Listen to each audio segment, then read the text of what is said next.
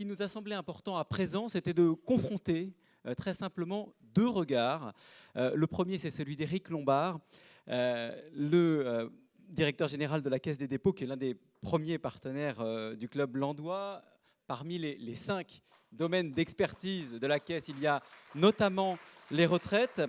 Et le deuxième regard, c'est celui de François-Xavier Albouy, qui est directeur de recherche de la chaire Transition démographique, transition économique, partenaire essentiel. Je vous en prie, prenez des micros. Vous pouvez vous rester debout si vous le souhaitez. François-Xavier Albouy, économiste, auteur, co-auteur de L'erreur de Faust, qui est un essai que je vous recommande sur la société du vieillissement, écrit avec Jean-Hervé Lorenzi et Alain Villemeur, dans lequel vous développez déjà des pistes pour gérer au mieux cette société qui est devant nous. Je vous laisse la parole. Merci à tous et bravo au Club Landois et bravo à la richesse de cette enquête qui nous a été présentée et qui sera une matière pour les chercheurs formidable dans les années à venir quand on arrivera à distinguer les effets d'âge et de génération.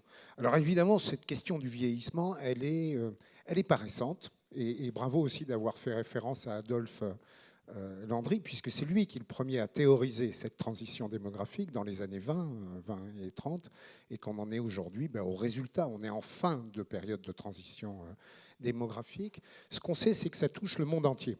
Et avec une brutalité qui est inouïe. On a l'habitude de dire, finalement, l'Inde, dans 25 ans, c'est le Japon d'aujourd'hui, au sens démographique du terme.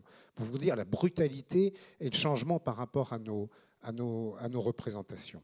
Et dans ce petit livre, qui est un sous-produit de la Caisse des dépôts, puisque la chaire transition démographique est largement aidée par la Caisse des dépôts, dans ce petit livre, on essayait de dire, dans une société du vieillissement, il y a 3 conditions au bien-être des personnes âgées. La première, c'est l'engagement, l'activité socialisée, assez altruiste, comme disent les jeunes, et le sondage que vous avez fait le montre bien, et assez intense. Ce n'est pas quelques heures comme ça par mois et tout ça, c'est plutôt assez intense. C'est un marqueur de bien-être énorme, absolument énorme. Le deuxième, c'est évidemment d'avoir le souci de soi, de manger des fruits et légumes, de faire un peu d'exercice, d'arrêter de fumer et tout ça, tout ce qu'on sait qui relève de la prévention. Et Madame la ministre nous a rappelé combien c'était important et combien les comportements doivent être ancrés dans le jeune âge. Et le troisième, qui est très étonnant, c'est de continuer à acquérir des connaissances. Et statistiquement, dans des surveys internationaux longitudinaux, on se rend compte que si on respecte ces 3 éléments, activité socialisée, souci de soi et acquisition de connaissances, on peut retarder de 5 ans l'âge d'entrée dans la dépendance. Donc vous vous rendez compte, à la fois en termes de bien-être, c'est colossal, en termes de santé publique, c'est absolument colossal, et évidemment, ça casse, et c'est un peu l'objet du club, et tout ce qui nous a été dit ce matin, ça casse cette représentation du retraite qui est un âge un peu en retrait, en dehors de la société. Et au contraire, c'est vraiment cette 2e ou 3e période de la vie doit être marquée par un engagement encore plus non contraint, libre. Et c'est ça le message pour nous. Mais je sais que la Caisse des dépôts, en dehors de l'erreur de Faust, c'est de soutenir la chaire TDTE, fait quand même beaucoup de choses essentielles sur ce sujet et a une réflexion très construite là-dessus. Merci François-Xavier. Alors, avant d'en arriver au sujet opérationnel dont on va parler tout de suite, moi je voudrais quand même rappeler la contrainte économique qui n'a pas encore été évoquée. On est un peu à contre-emploi finalement, parce que c'est toi qui es prof et qui parle d'un avenir radieux, moi qui suis un opérationnel et qui parle des contraintes. En fait, je voudrais attirer votre attention sur 3 éléments qui vont être difficiles à conjuguer à l'avenir. Le premier élément, il est bien connu.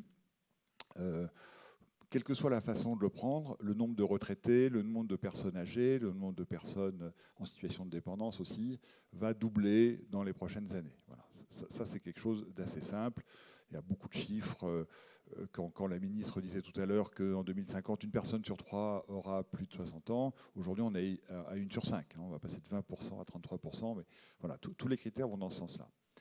Mais il y a un deuxième élément qui change, c'est que à la fin du XXe siècle, notamment dans les 30 glorieuses, le PIB, la production de richesse, doublait en une génération. Ça simplifiait énormément les sujets de retraite, même si on est dans un système par répartition. Là, avec la croissance telle qu'elle se prédit, avec une sorte de stagnation. En fait, il faudra 2, 3 générations, peut-être plus, peut-être 4, pour doubler le PIB. Et cette croissance faible, c'est un sujet de débat éternel, mais elle est quand même probable parce que la croissance économique, c'est 2 sujets. C'est la productivité qui est faible malgré le digital et l'augmentation de la population active qui est contrainte par le vieillissement précisément des populations. Donc on sera dans une société sans croissance. Alors on pourrait épargner plus, la Caisse y invite au travers de beaucoup de produits et d'entités, mais c'est le 3e facteur qui va compliquer tout ça également, dans une période de taux négatifs. Ça veut dire quoi que les taux sont négatifs? En fait, c'est un mouvement social profond, révolutionnaire. Ça n'est jamais arrivé dans l'histoire de l'humanité, à tel point que je vous rappelle qu'il y a quelques années seulement, on se demandait si c'était possible. Et maintenant, l'essentiel de la masse obligataire est à taux négatif. Ça veut dire quoi, un taux négatif? Quand vous épargnez, vous vous attendez à retrouver, 10 ans après, au moins de quoi avoir le même pouvoir d'achat. Si l'épargne à 10 ans vous conduit à avoir 10 ans après moins de numéraire que ce que vous épargnez, ça veut dire que la projection, c'est même qu'il y aura une restriction, une réduction du PIB. Voilà. Alors, qu'est-ce qui fait le lien aujourd'hui entre tout ça? C'est le pourcentage des richesses qu'on alloue aux retraites. Et on le sait depuis que la réforme des retraites est sur tous les médias, c'est 14%. Voilà.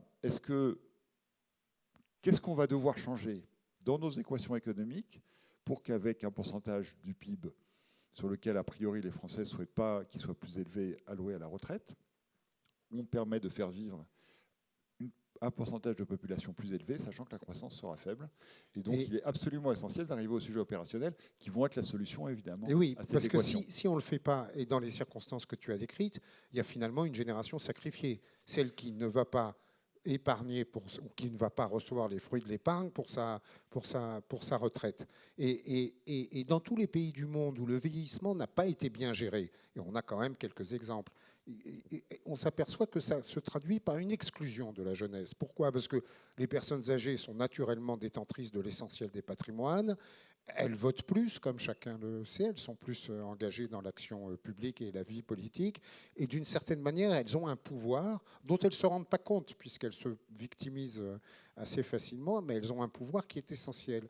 Et on a des exemples de pays où finalement, un tiers des moins de 30 ans, c'était au Japon, là où a coïncidé, a commencé ce mouvement de stagnation séculaire et de taux d'intérêt nul ou négatif, eh bien, un tiers des moins de 30 ans ne sont pas rentrés dans la vie active. Ils sont devenus des tanguis japonais, en quelque sorte. Ils n'ont pas pu trouver un boulot, ils ne sont pas mariés, ils n'ont pas pu acheter un logement, ils sont restés à l'écart de la vie active. Aujourd'hui, les Japonais ont changé leur lecture des choses et sont très... Avant de passer au sujet opérationnel, il faut se rappeler pourquoi en fait ce vieillissement et de comprendre que ce n'est pas un phénomène conjoncturel. Il y a 2 raisons principales au vieillissement qui sont 2 progrès. Le premier, c'est la libération de la femme. Les femmes font moins d'enfants par femme, sur l'indice final de fécondité est plus faible, et ça correspond à une évolution sociologique qui a des conséquences démographiques évidemment majeures, qui est la libération de la femme. Le deuxième cause, le deuxième moteur de la société du vieillissement, ce sont évidemment les progrès de la médecine, et en particulier de la gériatrie et de la gérontologie. Ce sont 2 progrès fondamentaux. L'un est scientifique, l'autre est politique, sociopolitique. On ne va évidemment pas revenir dessus. Donc tu as totalement raison, il faut maintenant que les réponses opérationnelles soient des réponses de long terme par rapport à ces défis et cette réorganisation globale qui est une révolution même culturelle, presque anthropologique. Les démographes qui sont toujours très stratosphériques ont l'habitude de dire qu'il y a eu 2 transitions démographiques dans l'histoire de l'humanité. Il y a celle que nous vivons maintenant. La première, elle avait eu lieu à l'époque du néolithique. Alors effectivement, ça nous conduit à regarder quelles sont les réponses concrètes et donc celles qui sont le moins coûteuses possible. Et je n'ai pas évoqué tout à l'heure la transition écologique et énergétique, mais qui va nous obliger à avoir une société plus frugale. Et donc de ce côté-là, pour le coup, je pense qu'on est convergent. Et en ce qui concerne la Caisse des dépôts, si on revient peut-être au rôle qu'on peut jouer, le premier élément, on voit bien, et la ministre l'a dit, ce qui va être essentiel pour le vieillissement, c'est de maintenir à domicile le plus longtemps possible et dans des conditions favorables les personnes. C'est ça qui est le moins coûteux. Et là-dessus, et la ministre en a dit un mot, vous savez qu'on est dans une opération de rapprochement avec nos amis de la Poste, et je salue Philippe Val, ici présent, qui prendra la parole tout à l'heure. Et une des thèses de ce rapprochement, c'est comment est-ce qu'on peut ensemble, en conjuguant les forces de nos deux maisons, le réseau très puissant de 17 000 points de contact de la Poste et puis les moyens de la Caisse des dépôts, on va pouvoir veiller à ce qu'un certain nombre de services soient apportés à domicile aux personnes le plus longtemps possible, y compris des services médicalisés. Parce que toute une série de services qui aujourd'hui ne sont rendus que dans les cabinets médicaux ou pire dans les hôpitaux, donc qui sont très coûteux pour la société, pour être rendus à domicile, et ce qui a tous les avantages du monde, notamment pour la facilité de vie quotidienne des uns et des autres. Et puis si on reste sur ces questions opérationnelles sur lesquelles on travaille et qui ont été citées également, entre le maintien à domicile et l'hôpital, il y a les EHPAD, et Sophie Boissard de Corian est là, et les EHPAD, c'est soit des sociétés privées, soit des associations. Il y a un besoin de développement des EHPAD et de mise à niveau qui est absolument massif dans les années qui viennent et qu'il faudra évidemment accompagner. Et puis, je voudrais aussi rappeler, je ne sais pas pourquoi on n'a pas beaucoup parlé de la réforme des retraites ce matin. Donc, ayant le privilège de ne pas être ministre, je vais quand même en dire un mot. Et la Caisse des dépôts est un des acteurs de ce sujet. C'est la retraite de... Nous gérons en fait la retraite d'un Français sur 5. Eh oui. C'est-à-dire les retraites des personnels des hôpitaux notamment et des collectivités locales au travers de la CNRACL, de la retraite complémentaire, des agents non titulaires, c'est l'IRCANTEC, puis un certain nombre de régimes. Et l'IRCANTEC, tout le monde a cotisé un jour ou l'autre. Et l'IRCANTEC, beaucoup y ont cotisé. Et donc on voit bien aussi que l'évolution du système de retraite va être un des éléments qui va devoir se transformer, quelles que soient les décisions prises par les responsables politiques, pour accompagner ces transitions et les financer. Sur ce dernier point, et les travaux de la chaire, on a fait une proposition pour finalement faciliter cette réforme des retraites qui est absolument essentielle à cause du risque pour la génération sacrifiée que tu as mentionné, et par la nécessité de pouvoir inclure, de faire entrer les jeunes dans la carrière, comme on disait. Et on a fait une proposition en 5 points. Il y en a 2 qui sont majeurs. Le premier, c'est de dire il faut finalement bloquer les transferts socialisés au titre de la retraite, autour de ce qu'ils sont aujourd'hui, c'est-à-dire 14% du PIB, et s'acharner à ne pas les augmenter, pour ne pas tuer la société. Le deuxième, et qui est contrario, est de dire qu'il faut un revenu minimum assez confortable des seniors de plus de, alors on peut discuter, 70, 75 ans, pour rattraper toutes les exclusions de la vie active. Les 140 000 jeunes qui rentrent sur le marché du travail tous les ans, ils ne vont pas tous être des start-upers de génie. Donc ils vont avoir des carrières à trous, des carrières compliquées, des destins un peu compliqués. Mais il y a aussi le passage des 45-50 ans dans les entreprises, et tu vas y venir pour la Caisse des dépôts, mais qui vivent des situations souvent de mise au placard, d'exclusion, et qui partent de manière un peu aigrie à la retraite. Toutes ces exclusions doivent être assez banalisées et gommées à un certain âge pour une société qui soit d'harmonie entre les générations, c'est-à-dire qui aide évidemment les jeunes à rentrer dans la carrière, mais qui soit aussi... qui témoigne aussi de solidarité à partir d'un certain âge pour ceux qui n'ont pas eu la chance qu'ils auraient peut-être dû avoir. Et puis, il y a 3 raisons un peu plus techniques qui sont de dire, finalement, cette réforme des retraites, elle sera d'autant plus facile que l'essentiel, c'est quand même de coupler les fonctionnaires et les salariés. Et c'est peut-être pas la peine d'embêter les professions libérales, les artisans et les indépendants qui sont dans des logiques différentes où ils sont propriétaires de leurs moyens de production, comme on disait. Mais par contre, il est essentiel de rapprocher très vite les salariés et les fonctionnaires pour revaloriser un peu les traitements des fonctionnaires et aussi pour permettre une réforme de l'État. C'est des choses qui sont essentielles. Mais comment tu les vois Alors, c'est toi qui l'as dit, donc c'est bien. Moi, je voudrais, puisque tu m'y incites, revenir peut-être sur 2 points avant de conclure et de te laisser conclure. Qu'est-ce qui se passe dans les entreprises et dans les institutions? Et là, je pense qu'il faut vraiment qu'on modernise notre logiciel. D'abord, je rappelle à chaque fois qu'en tout cas, dans les entreprises, le vrai âge de la retraite, c'est 70 ans. C'est 70 ans. Parce qu'à 70 ans, on peut demander aux gens de partir. Avant, s'ils ne veulent pas partir, il faut les licencier. hein. Alors après, il y a un droit à la retraite qui est autre chose, qui est le moment où on peut avoir telle pension. Mais la retraite, aujourd'hui, et depuis de très très nombreuses années, c'est 70 ans. Et je pense qu'on devrait gérer nos institutions et nos entreprises en ayant ça en tête, jusqu'à 70 ans et d'ailleurs au-delà. Il y a des personnes qui souhaitent travailler, qui apportent beaucoup, et qui doivent être non seulement maintenues dans l'entreprise, mais être recrutées le cas échéant. Et c'est quelque chose qui doit changer. On a fait une erreur tragique, je pense, à la fin du XXe siècle, quand il y a eu des plans de départ pour les personnes de plus de 50 ans. On s'est privé de talent, on a compliqué le problème des régimes des retraites, et puis on a donné un signal désastreux à la société. Et aux petits frères, aux enfants et aux petits frères voilà, qui n'ont pas envie. Et à l'inverse, pour ceux qui veulent moins travailler ou faire autre chose, il faut aussi qu'on les accompagne. Et à la Caisse des dépôts, on a mis en place un plan de départ volontaire. Ça surprend un peu dans le public, mais une personne qui veut faire autre chose, notamment pour avoir du temps pour les associations, hein, ce que disait tout à l'heure le secrétaire d'État, ou pour une vie personnelle, il faut aussi les encourager. Donc je pense qu'il faut vraiment qu'on modifie notre façon de travailler. Je voudrais dire un mot, peut-être en conclusion, et pour rendre hommage à la création de ce club et au travail de Bayard et de Sybille Lemaire.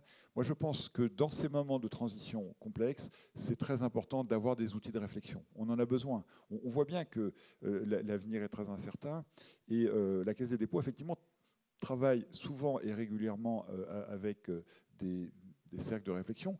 D'ailleurs, lundi, puisque décidément c'est une semaine féconde, j'étais avec 4 autres think tanks, dont Terra Nova ou la Fondation Jean Jaurès, pour ne pas les citer, qui avaient fait dans différents endroits de France une réflexion sur l'aménagement du territoire, qui est évidemment un grand thème de la Caisse des dépôts. Et cette journée était passionnante, de même que je trouve que ce début de journée était passionnant. Et je pense que nous avons vraiment besoin de ces réflexions et de ce neurone qui sont en connexion afin de préparer cet avenir. C'est effectivement une transition anthropologique telle que nous n'en avons jamais vécu. Et donc, avant d'agir, c'est pas mal de réfléchir, me semble-t-il. Mais là, je suis dans ton domaine, donc je te rends la parole. C'est très gentil, merci. En fait, il y a une tension entre le vieillissement, qui est un coût, on le voit bien, enfin, on l'imagine, on le représente comme un coût, et ce qu'on appelle la longévité, qui est finalement une ressource, c'est plus de vitalité. Et c'est ça qui nous appartient de gérer, et de manière assez révolutionnaire dans les années qui viennent, en imaginant des nouveaux dispositifs. Alors nous, on est pour le compte formation professionnelle au-delà de la retraite. C'est très important pour pouvoir se former à être utile dans les associations. Qui sera lancé le 21 novembre, puisque c'est aussi une de nos responsabilités, donc merci de ce teasing. Oui, il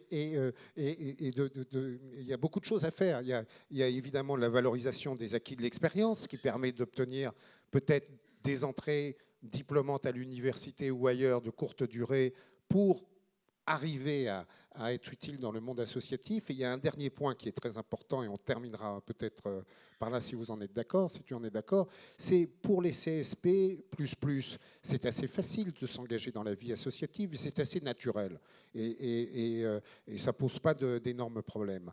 Pour les gens qui ont des carrières qui sont intermédiaires ou qu'on appelle les classes moyennes, c'est beaucoup plus compliqué. Il y a une forme d'autocensure qui est très forte. Finalement, je ne sais pas. Oui, j'aimerais bien, mais je ne sais pas ce que je peux apporter. Quelles sont vraiment mes compétences? Et c'est là où l'action publique et le rôle d'acteurs opérationnels comme les entreprises qui sont avec nous aujourd'hui et la Caisse des dépôts est majeur, c'est d'arriver à pouvoir révéler ses préférences et briser l'autocensure.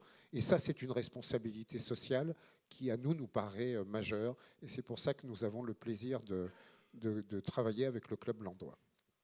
Merci beaucoup. Et pour tout le reste, je renvoie ton livre. Merci à tous les deux. Merci beaucoup.